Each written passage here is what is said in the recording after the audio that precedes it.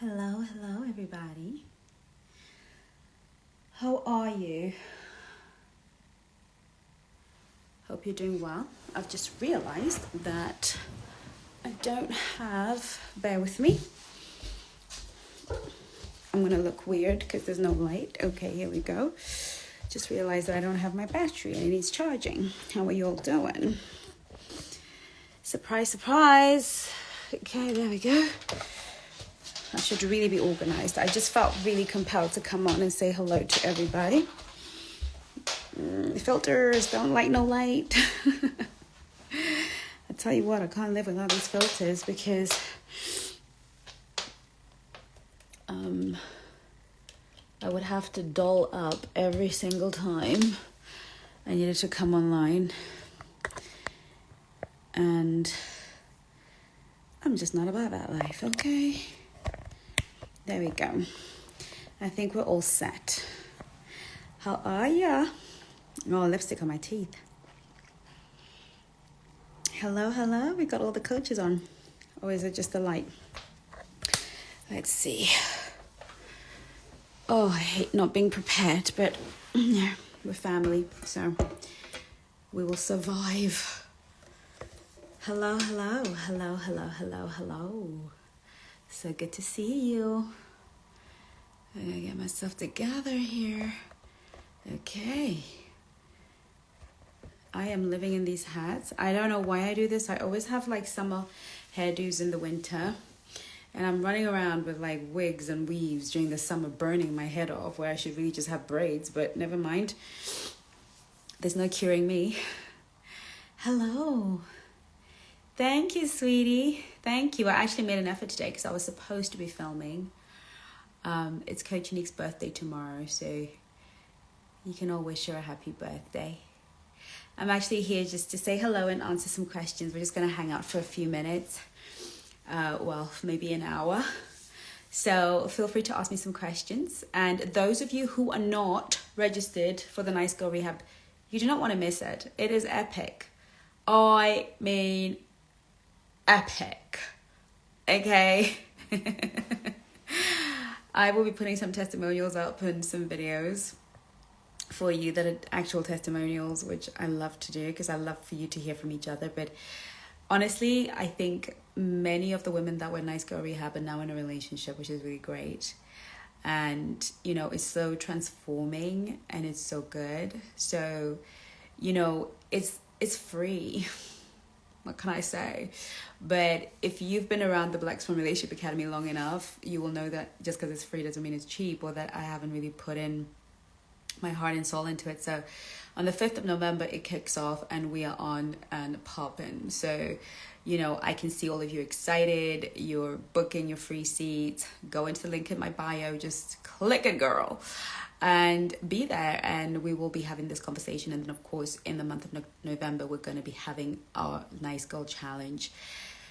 Life transforming. You're going to have the attention of myself, the coaches, more than ever before. And again, it's all going to be free. So I really feel a need to invest in my community, you know, and give you all a lot of value because, you know, there's the business dimension of what I do, then there's the ministry dimension of what I do. So it's really important that I really pour into every single woman that I'm called to. So I really want you to take advantage of these free courses because, as you know, it's only going to be free for a little while. Then it will be taken off free access and it will be added to the website for purchase. Okay, so you don't want to miss the free live because 7 days later it's going to be taken off and it's going to have to be paid, right? So because I don't do crazy content, I really want you all to be there.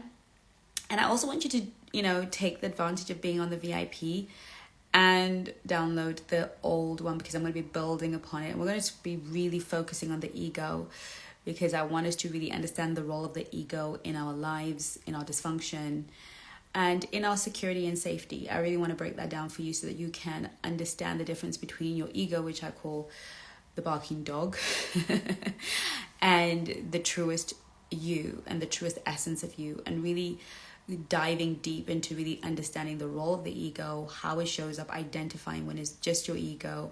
And when we talk about the ego, usually we feel it usually is like, oh, ego in a bad kind of way, like, you know, narcissistic or a bit self-centered or egocentric. But we're not going to be discussing the ego in that manner. We're going to be discussing it in our day-to-day functions and in how it operates to keep us safe. Coach Nick is like aren't all the classes? All the classes are transforming. Really, really powerful, because I really invest months and months and months of work, prayer, thought, to really make sure that I empty myself in that subject matter. Sparkle Emma, we miss you. Where did you disappear to? Huh, girl? Huh? You're all on my sofa today. We're gonna be on the sofa today. Yeah, so we need to, you know, I really want to educate you so that you really develop the depth of self-awareness that is necessary for you to really embody your power, take your power back, embody your femininity, grow into your womanhood. You know, womanhood is something that, feel free to ask me questions, by the way. I'm just going to chat until somebody puts a question up there. But, you know, womanhood is something that we were taught is just intuitive. You just, you know, your body grows, your tits grow, your butt becomes bigger, and hey presto, you're a woman. You know, you're just supposed to know how to work it out. But womanhood is really about, you know, growing out of the infant brain and out of the, the infantile mind, and out of the, you know, the adolescent mind. And a lot of us are sort of really caught up there. That's why we struggle with emotional control, and not, I hate saying emotional control, emotional mastery. You know, when you're dealing with a child that haven't yet learned the power of emotional mastery, they cry, they spit, they do whatever they feel like regardless of where they are. They have not yet learned it. And many of us didn't quite learn it. We just got beaten for it or rejected for it or whatever, but we didn't actually learn how to use our emotions to serve us, because emotions, whatever they are here to serve you. They're not here to lead you. They're not here to destroy you. They're not here to give you pain. Emotions are our greatest servant when we create a healthy relationship with them. And I've gone into that in the emotional mastery class, but I want us to really understand how our minds are wired, how our minds affect, how our thinking affects our emotions, and how our thinking is really structured. So in the emotional mastery class, we spoke about the subconscious mind and its impact on the conscious mind, and how our thoughts are the drivers of our emotions and our feelings, right? So that masterclass is really, really important. And what's really important, I need you to understand, ladies. I was just talking to a client who's reporting to me about her new amazing love life. And honestly, her story, women come to me when they come to the end of their rope, basically. You know, when I am the last stand, I am the last stand. The Black Swan Relationship Academy is often the last stand. So when I'm telling you about my clients, these are women who have tried everything and their stories are awful. And so when I say they found love, it's a real leap. But as I was talking to her, what I really mused was she didn't really get past the strategy stuff, but because she's so embodied the emotional state of a black swan, the emotional state of a quality woman, the emotional state of her being and of her presence, she met her man straight off the bat. She didn't date, a few guys. I mean, my clients will date an average, if they date 10 guys before they find their man, they've dated a lot. Because basically my clients don't need to go on that many dates because their energy is so manicured. Their mindset, everything is ready, that they usually find their guy quite quickly. Same thing with Coach Unique and all of our clients. Once you've done the course with us, you don't have to be on dating apps for 100 years. You literally, you meet your person quite quickly. And she met her guy straight off the bat. But I was really kind of musing to myself and being grateful, because I was thinking, yeah, this is what happens when we have emotional mastery, when we really deal with some things. And what I want you to understand is that the biggest enemy of you is within you, and that is your ego. Okay, so we're going to talk about your super ego. We're going to talk about your ego. We're going to talk about its function, its place in our lives, because it still has a place. It's not to be discarded. So when we are displaying nice girl tendencies and compulsions and doing things that are crazy, Sometimes we even confuse being a warm, full-hearted person who is a natural giver with being a nice girl. There's a difference between giving out of a compulsion and giving out of your nature. I want to talk about how, I pride myself. I'm wired to be a giving person, whether it's time, money, emotions. I'm very generous with myself, my time, my resources. And I'm very proud of that. I've got to be honest, because I'm not a perfect human being. And so I like to be good at something, I like to kind of think, well done, girl. But there was a time when I was generous, but out of my ego, out of fear that I wouldn't be liked if I said no, and out of fear that if I said no, I would be abandoned or deserted. So it was more a compulsion that was being driven by my ego, to keep me safe and keep me connected to other people. Having done the work now, I still operate very much the same. I'm still the person who you can turn to in a hard time. I'm still the person my coaches, my friends, my family can turn to for emotional support, spiritual support, financial support. I am still that person, but it no longer comes from a compulsion. It really comes from a conscious awareness that I am acting out of my nature. I'm acting out of my divine assignment. I believe that part of my divine assignment is to give generously. I believe I was built with, part of my mission in this world is to be a generous person, and it fills my soul. The Bible says blessed, it is more blessed to give than to receive. And honestly, I receive incredible joy from giving, but I used to get resentful for giving, and that was the first trigger. That why do I give and feel resentful? Because that part of my giving was coming from my ego. It wasn't coming from my soulful self, my essence. So sometimes when we were talking about a nice girl and rehabilitating, it doesn't mean that you become a different human. It doesn't mean that you become a different sort of entity, and all of a sudden you used to be giving, now you're not giving anymore. What that means now is you give consciously. You know why you're giving. You're giving because you're full. You're giving because you're abundant. You're giving because it brings you joy. It's almost selfish to give. For me, that's how I feel. It's selfish. I literally get a dopamine high from giving to people because it's selfish. It's really about pleasing myself. I love the feeling of affecting people's lives and changing. And many of us are like that. But we get resentful when we're giving from the wrong place. So like I said in my book, it's never what we're doing, it's the place from which we do it that often causes distress and often causes resentment and causes us to be good people who are resentful for being good, right? And what that means too is the place from which we give also speaks to the place from which it is received, right? If I'm giving you with a covert contract in my mind that if I give you this, then you owe me because I've got this little covert contract. Thank you, Luna Arts.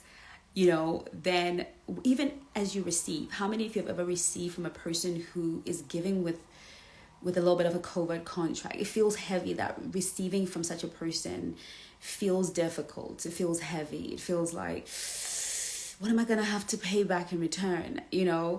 So learning that, no, you can still be a good woman. You can still help. You can still show up for your friends. You can still be the one who always shows up, and you can still be the one who cares about a man and, and takes care of him. And you can do that. But from what place are you doing that?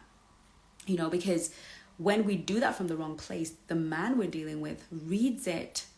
It's like the energy signature behind that giving feels desperate, beggy, will you love me? Will you marry me? Will you make me yours? I'm doing this to please you, to prove to you that I'm such a wonderful woman and I'm so great.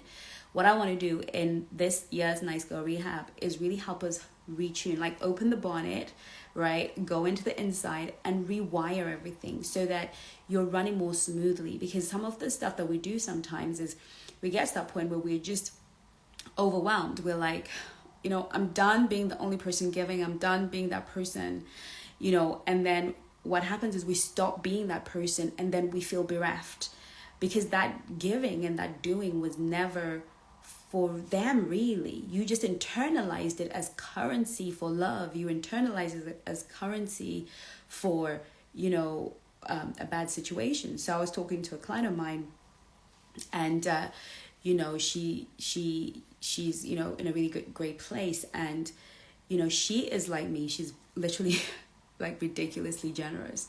I guess birds of a feather flock together, because to be honest, many black swans that I know are just open-hearted, giving women, right? Even the people I call friends, beyond generous. So birds of a feather flock together. Obviously our energy resonates. And she was kind of talking about all the giving she's doing, and she kind of went to see her partner, and she noticed that there were so many needs with people around him, not necessarily him, and she just took it upon herself to support the people around him. And he's kind of coming out of a massive disaster, which I can't share, but she was there for him too. And so of course she's like sitting there, and she's like, am I like being a mug? Like, am I like, and I was able to sort of explain to her that it's about your mindset. The reason you feel like a mug is because of your mindset. You have cognitive dissonance. You're holding two thoughts at the same time. What I know about you and what you know about yourself is that you're a generous soul. The woman, she will give to anyone at any time, and generously, not just like 50 pounds or dollars. She gives generously, and God has blessed her generously. As it happens, if you're a generous person, you live in a state of abundance, because God loves a joyful giver and a generous giver. So it's almost a reflection of his nature. So she obviously has a lot. She gives a lot. And I said to her, look, you're only a mug if you're giving from the place of buying love. But if you are giving from your truest essence, your truest self, and we're going to talk about the essence and the ego, if you know that you are giving from your essence, then you are going to find peace. And she just broke down and started crying. And, for her, it's like she got this light bulb moment that giving is her joy. It makes her happy, and she just, it's almost like she was free to give now without feeling like a mug, okay? And now when she does give, even the people that are on the receiving end of her giving will also be blessed. Because sometimes if we're giving and we don't want to give and we're holding back, whether it's emotionally, financially, spiritually, when we're holding back and we're giving from a place of distress, number one, money is an energy.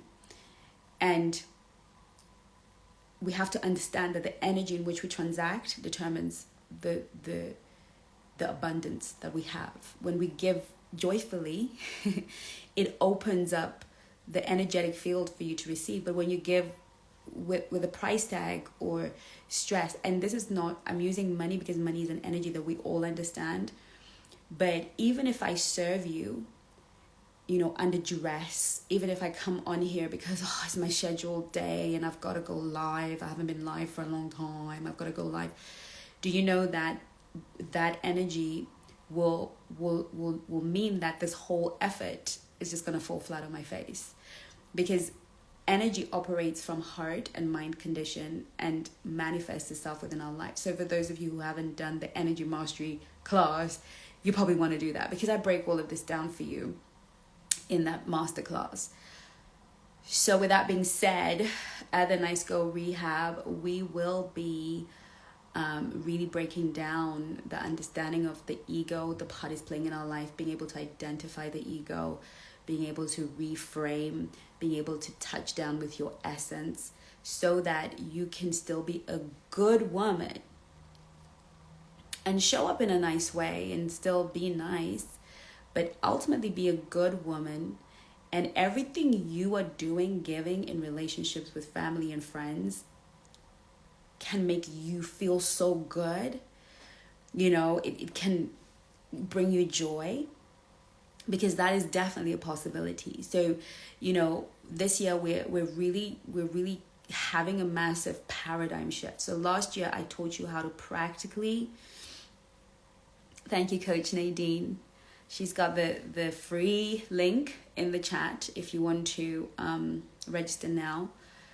Last year, I taught you some important practical stuff. Important practical. What is your inner circle? What is your outer circle? What is your peripheral? Who is in there? Who should be in there? Why should they be in there? You know, I taught you how to structure your world, structure your relationships. I taught you so many things, and there's still, that challenge is still in Swan City. And it has been tagged by, I believe Coach Unique has tagged it, but that challenge is still in Swan City. It's 4 weeks of juicy freeness. I mean, I give you tools, practical tools that you can enact right away to shift your reality and to really bring love into your life in a way where you're not buying it, performing for it, trying to please everybody. I've had a lot of themes, you know, within, you know, my coaching in this year where everybody is trying to make sure they get permission to be happy, to love who they love. We're going to look at that and what's really going on there, because we have to disrobe ourselves of this approval-seeking behavior. You know, I need approval from my tribe. I need approval. Now, that's different from being held accountable. Approval from your tribe and being held accountable by your tribe is very different. You know, again, things that we will discuss possibly in the challenge or within the class itself, because I'm still writing it. So, ladies, don't struggle wherever you are in the world, wherever you are in the world, on the planet. If you have a Facebook account or Zoom account, you will get this for free. Coach Unique says it's pinned at the top of the group page. Thanks, Nanto. Nanto says, I love your braids. Thank you, honey. I'm really feeling it, but probably not the best hair for this weather, because now, like, it's cold. So I'm always in hats, but I love hats, so I'm not complaining either. So yeah, we want to really kind of make sure that we utilize that free resource and that, you know, you really get the most out of the Black Swan Relationship Academy. The coaches and I are excited. We can't wait. Now, who's got questions for Mama Swan while I'm here? Give me those questions. Let me see if there are any. Please upload this live to your Instagram. I will do, Letitia. I definitely will do. I always upload them on here because, you know, I know some of us can't always catch me live. Such an important subject, says Luna Art. Yes. Emma Sparkle. Mama Swan wants to know where you've disappeared to.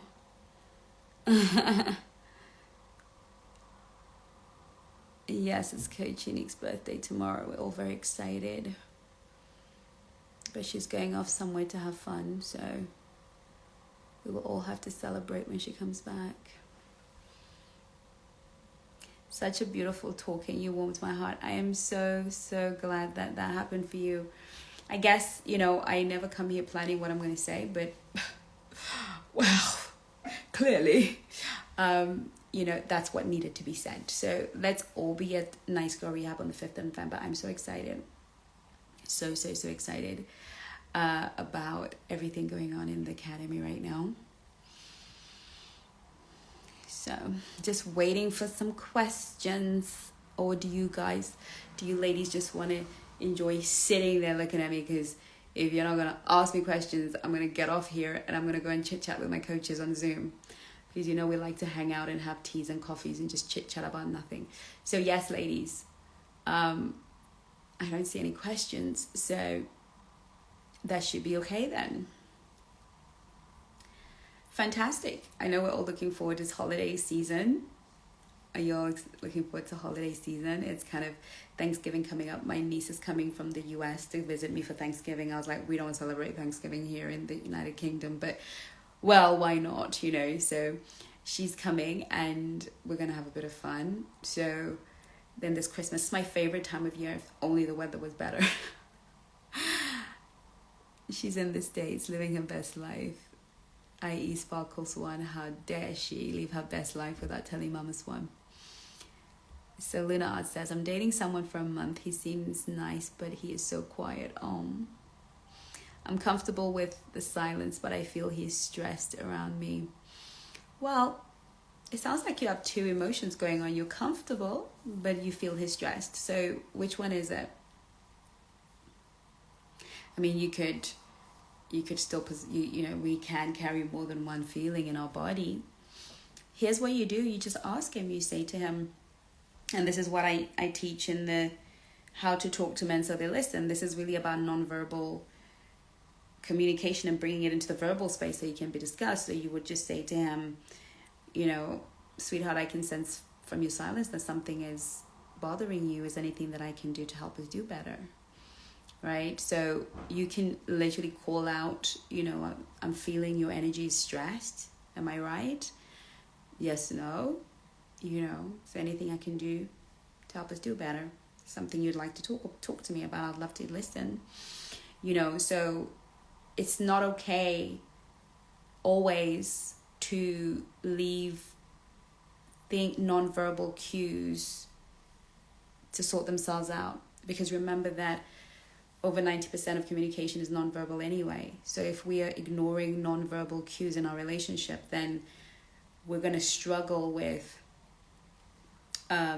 keeping a relationship going, because relationships, the lifeblood of long-term relationships anyway, is our ability to keep the lines of communication absolutely open and deep and vulnerable and authentic. If we can't do that, and sometimes we think that's about the words coming out of our mouth, but it's also about the energy signatures that we're sending out into the world.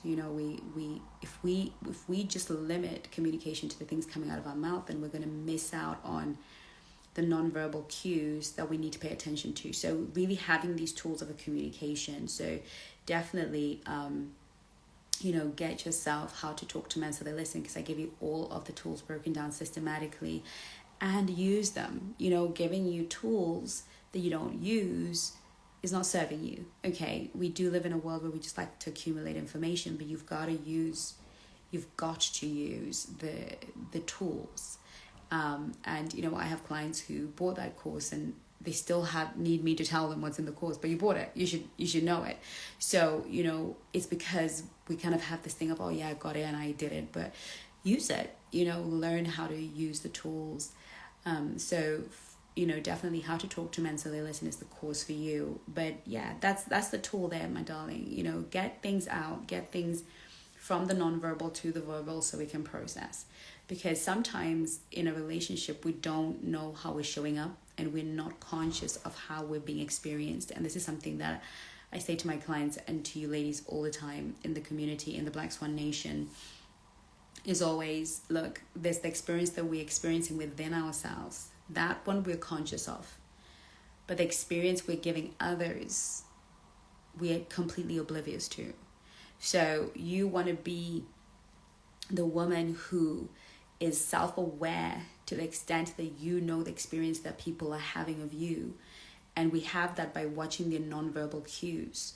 We know the effect we have on people when we learn how to read their nonverbal cues, and when we learn to go deeper and read their energy when we walk into the room. Do people, when you say something, do you feel the energy shift to one side or the other? If you pay attention, you will know your fragrance, your effervescence, your energy signature, and that allows you to understand not only the experience you're having within, but the experience that you're creating for other people, because the experience you're creating for other people determines whether they will stay in relationship with you or not the experience you're having within yourself. There's no point in, sometimes I feel so insecure about this, and that insecurity gives an experience to other people, and then other people don't want to be around you because you're not aware that I'm creating this really unhealthy, toxic environment for other people. And that's how you end up alone, even when you're a good person. So it's really important for us to not just be aware of the chaos within, but to understand how that is read and experienced in others. So what's not to say? I met someone on a holiday. A friend set us up and he spoke about us going on a date somewhere in Europe. He has gone silent. I'm not going to chase him, but he always comments on my stories. I'm going to keep the rotation going, but is there anything else you suggest, Mama Swan?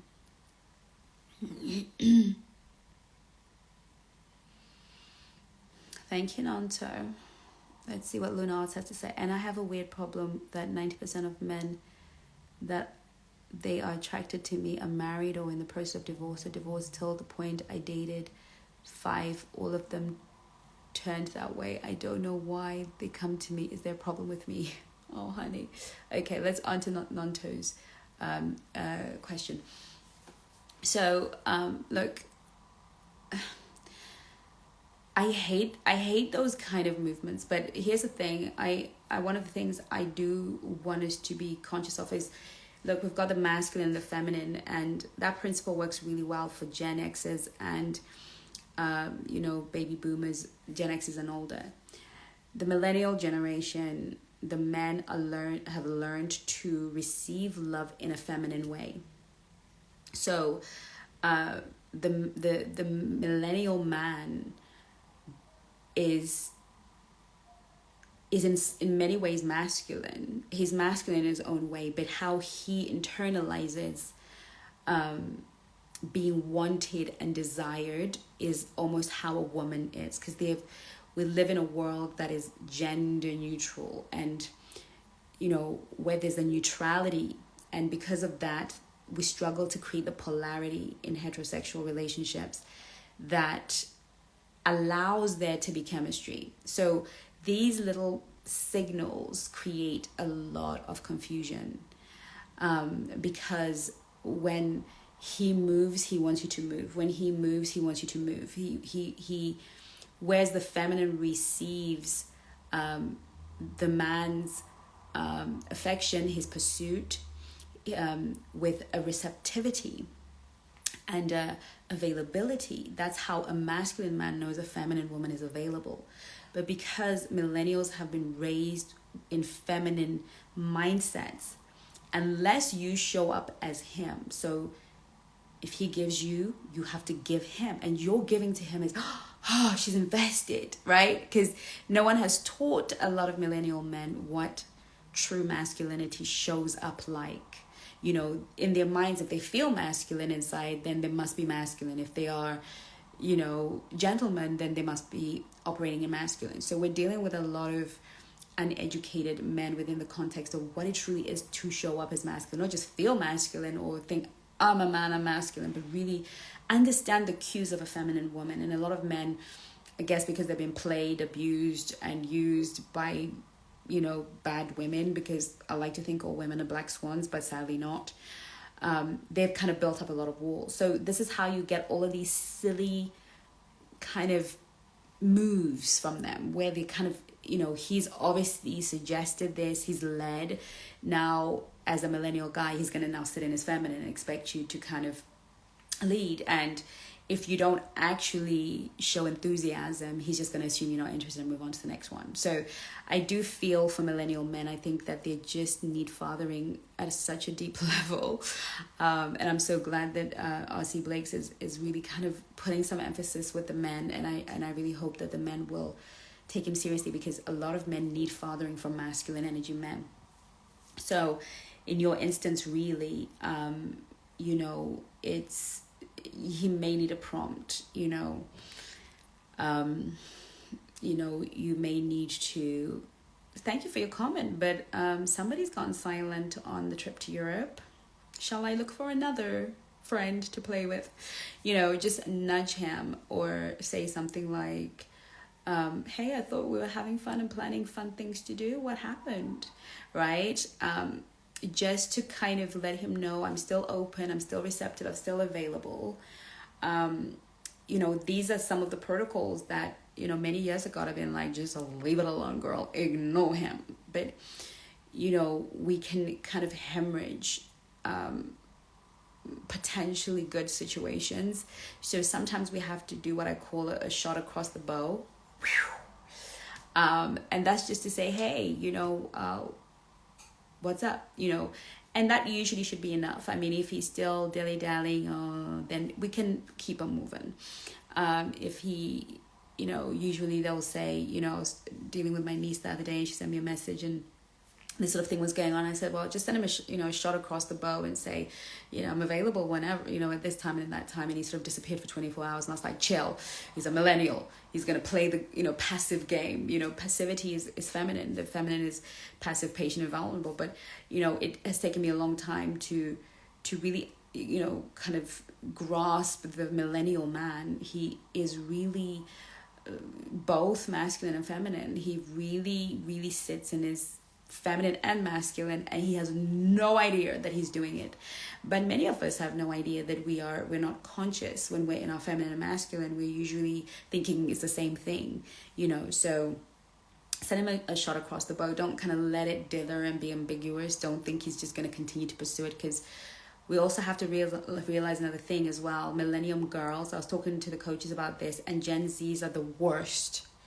Millennials are bad, but Gen Zs are the worst at the following. The women in millennial generation and Gen Zs, you guys are poker faced. You are if Coach Unique is here, just give me an amen, girl. You guys, you ladies are so emotionally closed off. You are so I'm trying to find the word, because Coach Yvonne and I were talking about that today. Even when you're being served by a waitress who's millennial, or especially Gen Z, pan-faced. You have this pan face that you take through life. Just zero expression. You are beautiful. You are smart. You are loving. You're kind. But you have this pan face. And the biggest problem that men are having with you is they have no idea how you feel about them. This happens all the time in my practice. I was talking to one of my clients just a minute ago, and she just found out this guy she's been dating, and he's been just a romantic and been having the best date ever. He didn't even know how she felt about him. And this just made me giggle, because I am having this conversation with millennial women all the time in my practice. You ladies must learn to be vulnerable. Gen X's, we were so cute. Even when I give millennial women a text to send to a man, you will change it into a business email. Like, literally, you struggle with things like, oh, hi, handsome. Oh, that's just made me blush. You struggle. Like, literally, it's like I have sent him this text. And even when I was talking to my niece, I was like, she's like, oh, auntie, I can't be putting those phrases in there. And it was something like, cheeky monkey, you should, my generation of women, way more comfortable with, showing up and flirting and being playful with a man. Millennial women, you are like reading, it's like sitting at a freaking poker table. If I was a man, honestly, I would just think you're not interested. So, again, these are things that you really need to work on. And, it's because you're so guarded. You're so guarded. So this is why we have to, when I coach millennials, I have to teach you ladies to, send a shot across the bow, because chances are the other guy has no idea that you're actually interested. You think, well, I snogged him and I showed up and I look pretty. I mean, of course he knows I like him, and snog is kiss, by the way. It's a British expression. But no, he doesn't. He really doesn't. He doesn't know where he stands with you. He doesn't know if you like him. And so yeah, it's a thing that comes with your generation, and it's something that you're gonna really have to work on when you're millennial ladies. So yes, of course, keep them on rotation until further notice. Let's talk about lunar arts and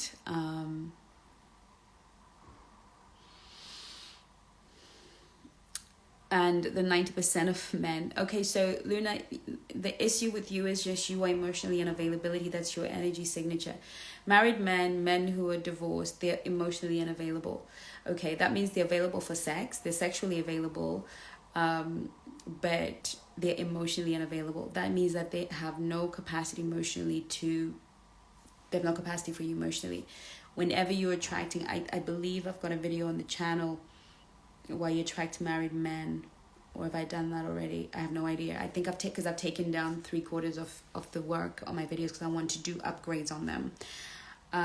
But when we find ourselves attracting men who are married or even in any way emotionally unavailable, yes, there's a video on my channel called "You Are Emotionally Unavailable and You Don't Even Know It." So Luna, go and watch that video. You are emotionally unavailable and you don't even know it.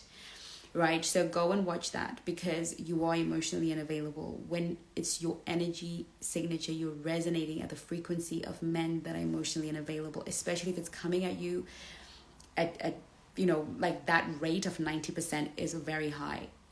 Every woman is gonna have to deal with some married man trying to get into her knickers. Standard. If you're single, even married, there's always going to be some guy who just wants a piece of that, but it shouldn't be at 90%. It should be 5% or 10%, but 90% tells me that you are emotionally unavailable. So there is some healing work that needs to be done, and with us as women, we feel that as humans, to be fair, we feel that if we are sexually available, that means we want to be held. We want somebody to kiss us, to hold us, because that is all sex, by the way. We feel that, we're emotionally available, but we're not. We're not emotionally available. Emotional availability is really the capacity to hold space for another in a myriad of ways, hold space to be loved. And what will happen is, when you do meet a man that is emotionally available, you're going to find that you don't actually find him attractive. So there is an issue with your position, for sure. So I would recommend that you call one of the coaches and have a discovery call, and let's see the source of that, and give you some tools to move past that. Nanta, it's a shame because I never want to feel like I'm chasing a man. Well, I understand. I do. But understand that... Here's what I want you to understand. I want everybody to understand this. The man and the woman are allies. The problem is the problem. Okay. I think what we've done in the modern days, we've made the man the problem, the woman the problem. And as such, we're not able to find a place of balance or a place where we can meet halfway. So when I say, the man is not the problem, you are not the problem, there is a problem. And the problem, in my estimation, right now in this call, is ignorance.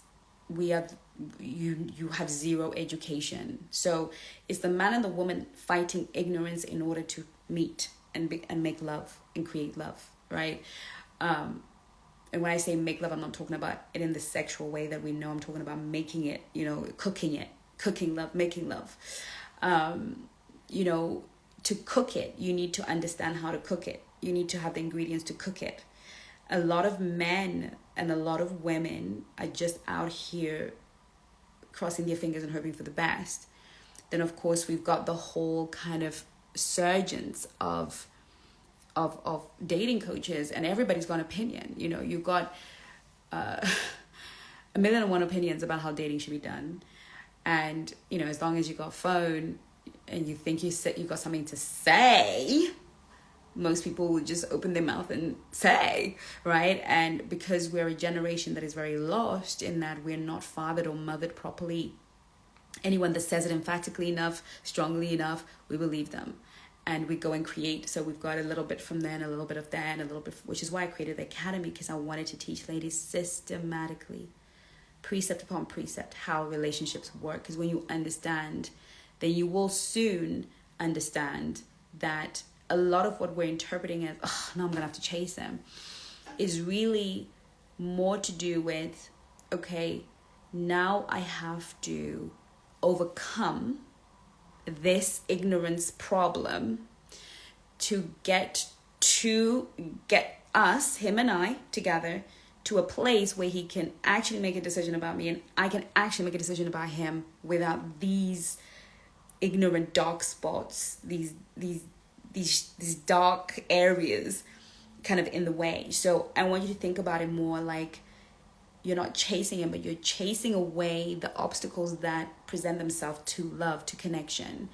And because you are the more enlightened one, it is upon the more enlightened one to make provision and to be flexible in and around the problem. Because what will happen is eventually men will catch up and other women will catch up and the world will catch up to relationships are done so, right? There's a way relationships are done, just like there's a way you do your job. You can't just come off the street and become a doctor because you like it or you think you learned something on Google about medicine.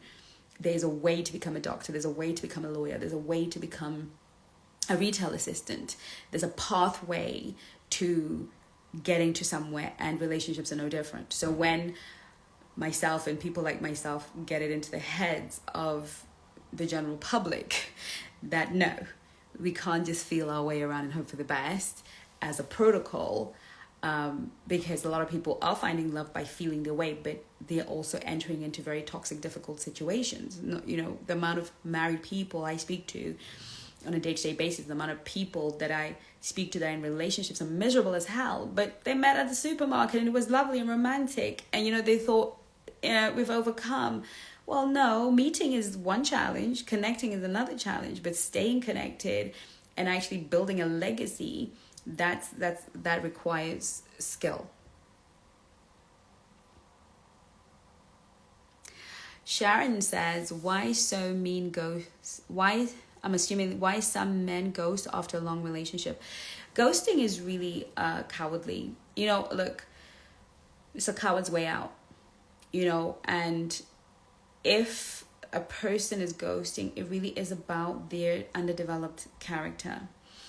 And again, sadly, we live in a world, in the modern day world, where these things are kind of acceptable, not realizing how much trauma they create in another person and how much pain they create in another person.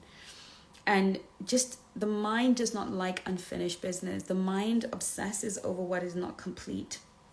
And so a lot of the pain you're facing is not just the abandonment. It's, you know, the anxiety of the mind not knowing why.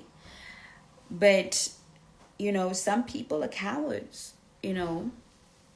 There's a video that was on my channel that I have taken down, the cowardly ways men dump women. And, you know, it is the cowardly way, you know, and there's no other way to put it, you know. I mean, we could discuss this forever, but I don't have forever. What's about dating men who are struggling financially? Amen, says Coach Unique. Relax, it's enough. Look, I was listening to R.C. Blakes today on an interview that he did, and, you know, I love him because him and I are always on the same frequency for whatever reason. And, you know, here's what's important. And this is, I'm paraphrasing what he said, but it's really funny because I'd been saying the same thing to another client. We have put the money first and everything else last, and the order is wrong. You know, I come from a background, dating-wise, of dating very wealthy men. You know, in my heyday, my heyday of dating, I dated a lot of millionaires, a lot of very wealthy men. And so my worldview was that, you know, it's normal. You know, what's normal for you in your state of life is not normal for everybody, you know. And I had to grow up to realize that the way the economy is set up and the way life is set up for, you know, couples need to work as a team. Now, you want to provide a mindset guy, but realistically expecting a guy to take care of everything in this day and age, you can have that, but you would have to live very modestly. So, you know, and I've done this video about the provider mindset, and it's on my video. So I've had this conversation on the YouTube channel. So you can go and watch that. It's called The Provider Mindset. You know, you will not have a scenario commonly where a man's going to just be able to pay for everything and give you a lifestyle so you can stay at home. This is commonly that the people that can enjoy that will probably be the 10% of the world's population. Or, we also live in a world where the opportunities for women to make money are way higher than they ever used to be. The modern woman has incredible potential to earn well. So, look, my thing is as follows. You've got to really look at your core needs. I do this work with my clients all the time. What is your core needs? What are your 5 core needs? What are the things you need to have in a relationship that you can't live without? If a man meets your core needs, and when I say, when you're talking about financially, a man who is, struggling financially, we need a definition for that. Okay, struggling financially, is it equal lies on the sofa and flicks channels every day? Okay, because that guy's going to be struggling financially for the rest of his life. Is he struggling financially because he has a disability or he's a hard-working guy who has a business, but maybe the business took a hit over the last few years because of all the stuff that was going on? I shall not mention it, but you understand. Is he a man that is struggling, but also struggling to build himself up? Or is he waiting for, a miracle to come from heaven for him to, you have to sort of define what that struggle is, because whether we like it or not, I might meet a man. I have a client who, she met a guy about a year or so ago. Fantastic. High value guy. In every way, shape, form, owned franchises, lived in one of the most expensive buildings in the city, treated her like a princess, took her on multiple holidays, the usual stuff that happens to black swans. Not for all black swans, but, it's a black swan story. What can I say? So, recently, turned out that, there was a lot of stuff that was going on in the business that he wasn't aware of, and it literally demolished his finances. Now, he's not on the streets, and he's not sitting at home flicking channels, and he's not, he's a guy that's grinding, working things through, going to, he's keeping it together, but, he can't splurge like he used to. And, he is scared for his situation, and for her, her life is taken off, her career is off on one, right? So, we were having a sort of a follow-up catch-up chat, and she really has matured to the place of realizing, look, this man, he gives me everything. Like, I wasn't in this for the car, for this luxuries, he spoiled her rotten, and I said to her, that's life. The truth is, you could marry a guy like that. They could have gotten married before any of this happened, and that could have happened 5 years into. What are you going to do? So you want to choose a man his character is so robust, his integrity is so robust, that you can trust him. He works hard. That if anything was to happen, he would work hard. You need that guy. What you don't need is a guy who you're just judging on that priority. Okay, what's your finances like? Okay, because the reality of it is, good men come into have bad circumstances. They're good men who find themselves in bad circumstances, and they're good women that find themselves in bad circumstances.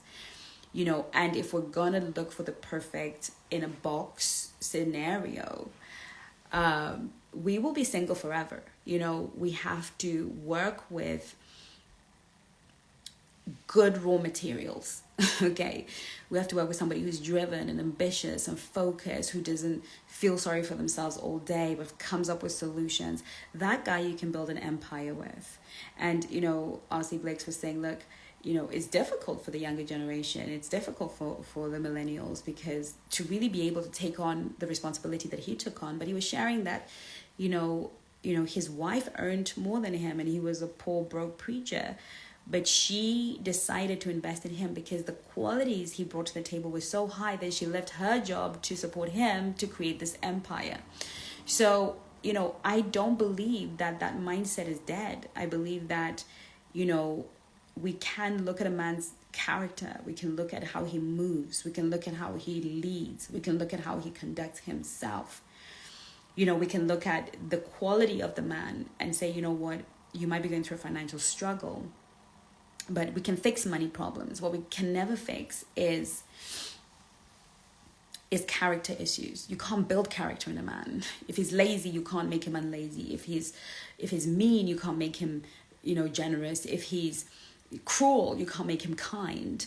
These are qualities that you can't change a man's character, but you can inspire a man. You can give him a dream. You can give him hope. You can be his cheerleader, and he can literally rise up and become amazing and great. And women have done it from time and a day. And I know it's something that we say, oh, don't be bothering to do that. But we're talking about character. I'm not talking about a man who's struggling because he's lazy. I'm not talking about a man who's struggling because he's a womanizer, or he's struggling because he's got no plan. He's just lost in the world.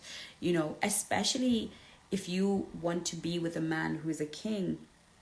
And I'll tell you why, because kings are purpose-driven and legacy-focused by nature.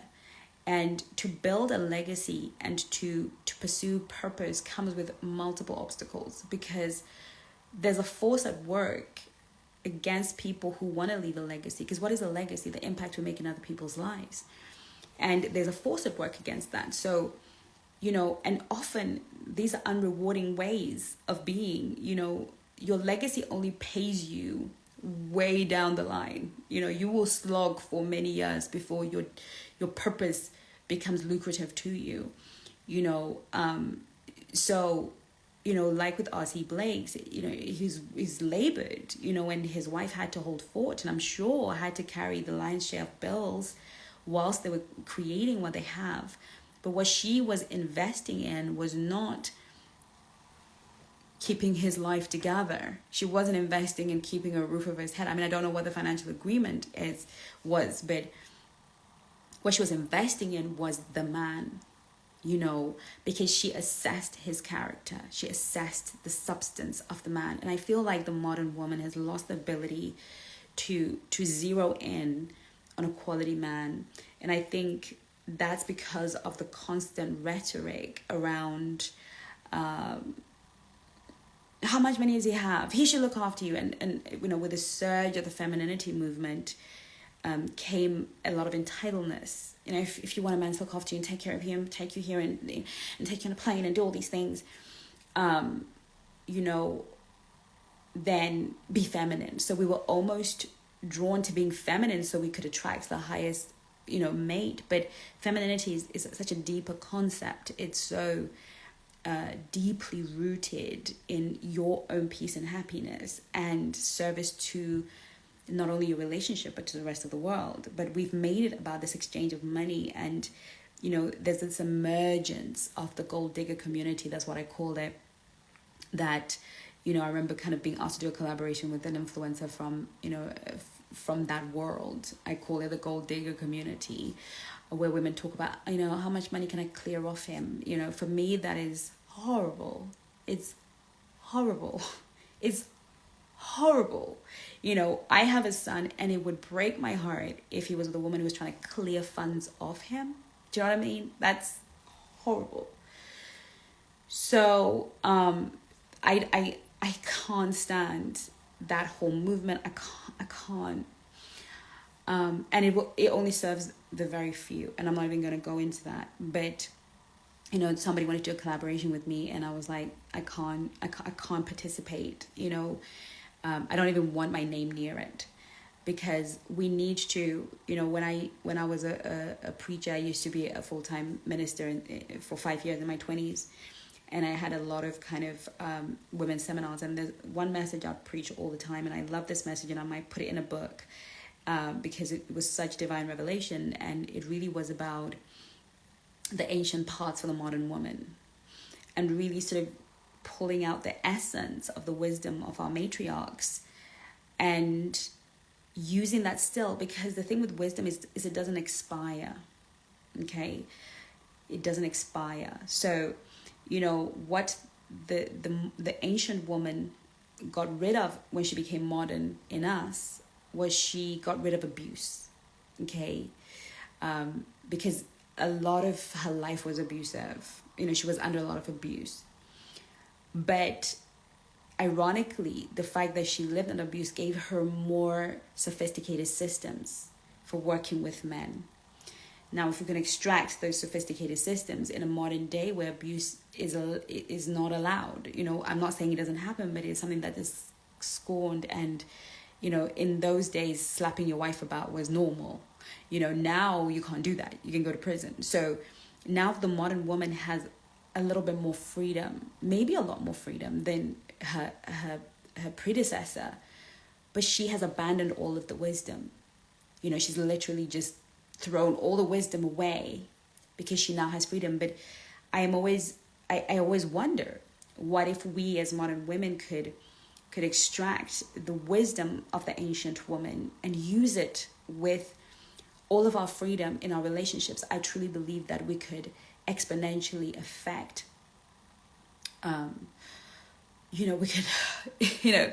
we could supersize relationships and create relationships and a precedent for relationships in the modern day that has never been seen before, and that will hold together long enough for our generations to come after us. So, what I want to do moving forward at some point when the Lord will allow me, and give me the clearance to do so, and the wherewithal and the time, because I just don't seem to be getting any less busy. But it is in my heart to really help us to siphon the wisdom of the ancients. And part of that wisdom is the ability to zero in on the character of a man. And I'm not just talking about the potential of a man, because that can be dangerous, but the character. If the character is the seed, if you have a mustard seed and you sow it, an oak tree grows, because character holds the essence of the being. If you have a man that believes in hard work, with a hard work ethic, even if he's struggling, and he believes in growth, even if he's struggling, it just means that you've got good seed and you're going to put it in the soil, and if you water it, you're going to have a huge harvest. But we are a generation that looks to a man's pocket before we look to his heart and the content of his character. And we don't even know what we're looking for, because sadly we're also a generation of women who are fatherless. So we have some work to do. So I don't want to just blanket sweep the whole, well, if you're struggling, just keep it moving and find one who's not struggling, because I really want to have conversations with us that are way more nuanced. And that's why I've taken down 3/4 of my YouTube videos, not because they were in any way crappy, but they were too general and not nuanced enough. Because the more I do this work and the more conversations I have, women are hemorrhaging relationships on very small things. And to shift a relationship dynamic, sometimes it pivots on a very small piece of understanding.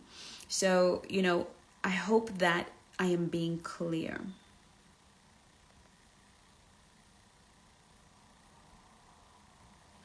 Luna Art says, that's right, because that time I walk away from a long-term relationship, I was new to the dating scene. Yeah, because they don't want marriage till they become stable. Yeah. That's definitely something that you have to consider. Men marry when their finances are right, for sure. There's no way, because they are taking on responsibility, and they know that on an intuitive level. Even if you are a successful woman, they still know that on an intuitive level. But this is where teamwork becomes a dream work, because if you can infuse your wisdom, knowledge, and understanding to what he has, then you become an essential. And then it becomes expedient for him to keep you and to secure your place in his life, because you are showing up as an inspiration.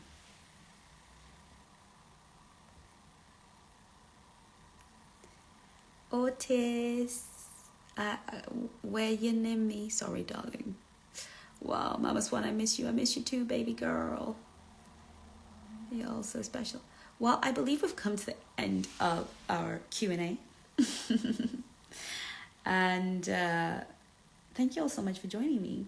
It was so good to hang out with you, and I will be seeing you soon. I'm going to try and pop on at least once a week to answer your questions, especially to the run-up of Nice Girl Rehab.